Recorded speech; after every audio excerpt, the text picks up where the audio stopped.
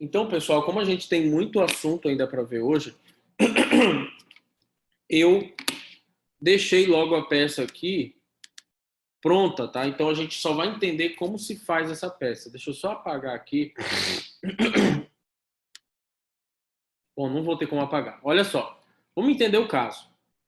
Rodolfo Barbosa Meira entrou com uma ação contra a Moradia Paraíso Limitada. O que ele alega? Ele alega que pagou à vista R$ 880 mil para adquirir um imóvel na planta, apartamento 1202, que estava prometido pelo contrato de ser entregue em outubro de 2017. Só que a obra atrasou, só foi entregue em outubro de 2018, fazendo um ano de atraso. Então ele pagou lá R$ 880 mil e a obra atrasou um ano. Assim, o autor pleiteou uma rescisão contratual.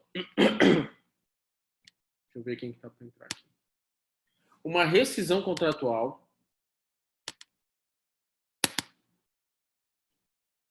Paulo.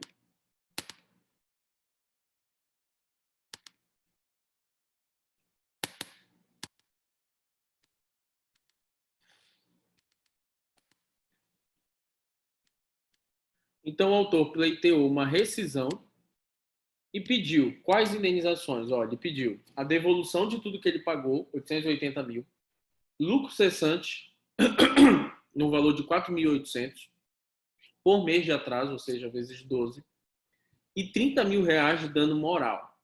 A construtora alegou na sua defesa o seguinte, que ela só recebeu 850 mil, não recebeu 880. Que esses 30 mil a mais, na verdade, foram pagos para a comissão do corretor de imóveis. E que se a construtora tiver que devolver, que ela tenha que devolver apenas 850. E aí vem a decisão. Essa decisão, ela tem duas omissões e duas obscuridades. Olha o que ela diz.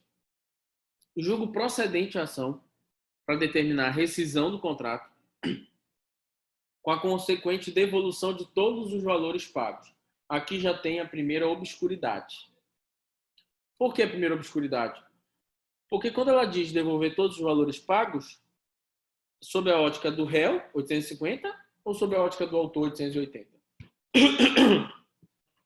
E aí, isso é obscuro, porque eu não consigo saber qual é o alcance aí da decisão, se é 880 ou 850. Isso vai gerar um problema grave na hora que for ser executada essa decisão.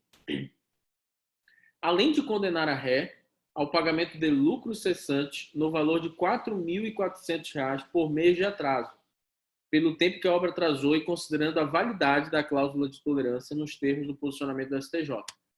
Aqui é a primeira, mais uma obscuridade, gente. Segunda obscuridade. Porque o STJ tem 3 posicionamentos diferentes sobre a cláusula de tolerância. O STJ tem um posicionamento que considera válida a cláusula de tolerância até 6 meses. O STJ tem posicionamento que considera válido até 3 meses e tem posicionamento que considera válido até 1 ano. Então, quando ele diz nos termos do posicionamento do STJ, sem identificar qual é esse posicionamento, eu não sei por quanto tempo eu vou receber os lucros cessantes, os aluguéis, pelo que eu deixei de lucrar.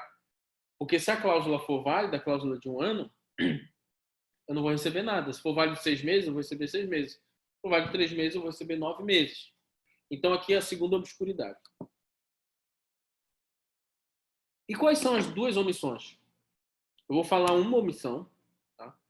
E depois eu vou dar 1 minuto para vocês identificarem a segunda omissão. A primeira omissão é o dano moral. Ó. Em nenhum momento a decisão aprecia se julga procedente ou improcedente o dano moral. Então aqui ele pede 30 mil de dano moral. Então nós temos aqui até agora obscuridade em relação a quais os valores que devem ser devolvidos, 880 ou 850. Nós temos uma obscuridade em relação a por quanto tempo ele vai receber lucro cessante, quantos meses. Nós temos uma omissão em relação ao dano moral. E tem mais uma omissão aqui. Eu dou uma caixa de chocolate quem acertar. Vou dar 1 minuto para vocês.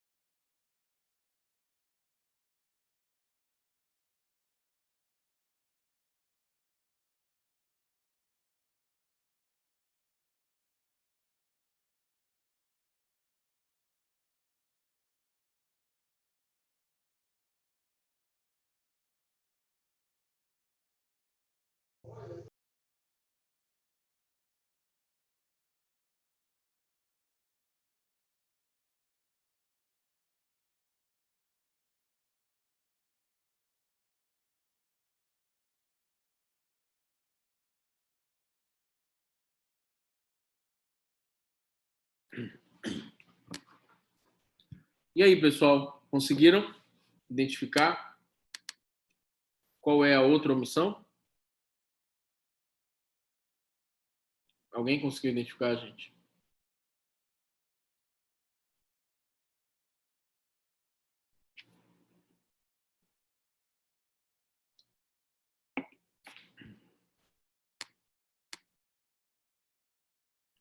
Ninguém, pessoal?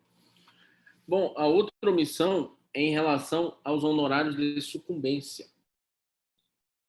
Porque diz o Código de Processo Civil que toda vez que o juiz condena alguém, ele tem que condenar também o perdedor a pagar ao advogado do vencedor de 10 a 20% de honorários de sucumbência. E é muita coisa aqui, gente, porque se for 10%, que é o mínimo, essa causa aí, digamos, dá uma condenação de 1 milhão, mais ou menos.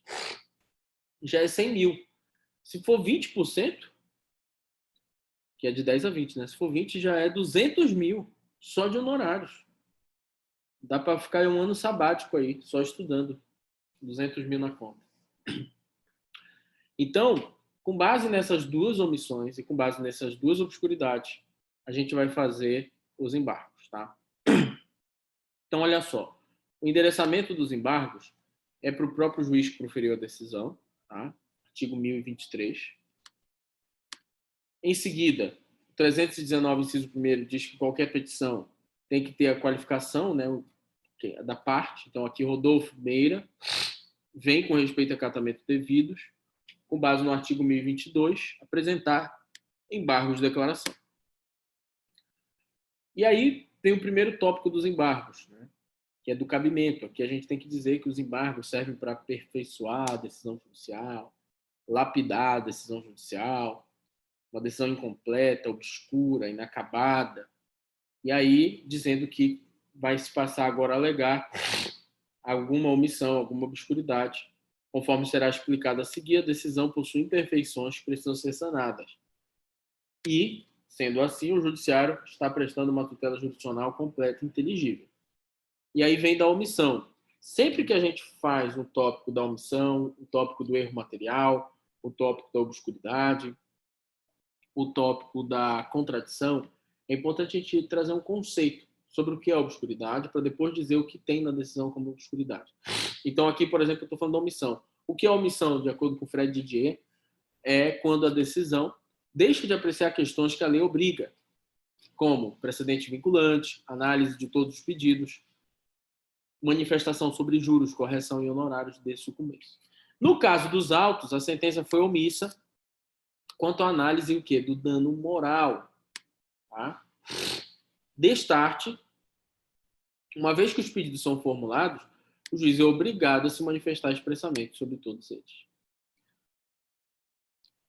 Ainda nessa mesma esteira, o juiz deixou de fixar a condenação e o consequente percentual de honorários de sucumbência. O juiz é obrigado a condenar o vencido a pagar honorários, né, ao advogado do vencedor. Então, a decisão foi lacônica também com relação aos honorários de sucumbência. Obscuridade. Em primeiro lugar, saliente-se que há obscuridade quando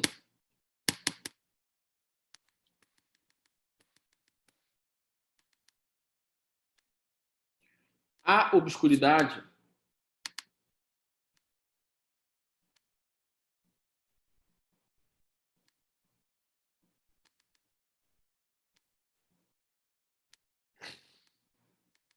Então, a obscuridade, sempre que ela for mal redigida, não for bem compreensível, compreendida. E nessa sentença é possível inferir, concluir,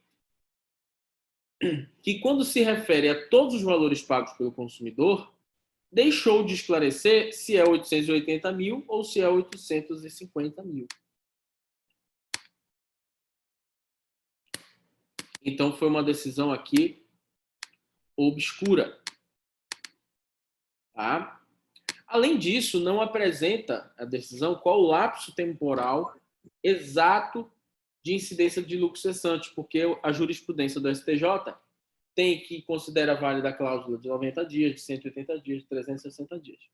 Então, se torna inviável definir por quantos meses ele vai receber os lucros cessantes. Conclusão, a gente pede o conhecimento do recurso. Em seguida, o provimento para sanar as omissões e julgar o dano moral. E definir o que também? Os honorários de sucumbência. Então, para sanar a omissão e enfrentar isso. Honorários e dano moral. E corrigir as obscuridades apontadas para especificar quais valores o embargante deve receber a título de rescisão contratual e fixar o lapso temporal de incidência dos lucros cessantes. Então, tem que dizer quanto é o valor que ele tem que receber de rescisão e qual o lapso temporal dos lucros cessantes. Tá? E aí, pessoal, feito isso, eu vou mandar essa peça para o Marcos.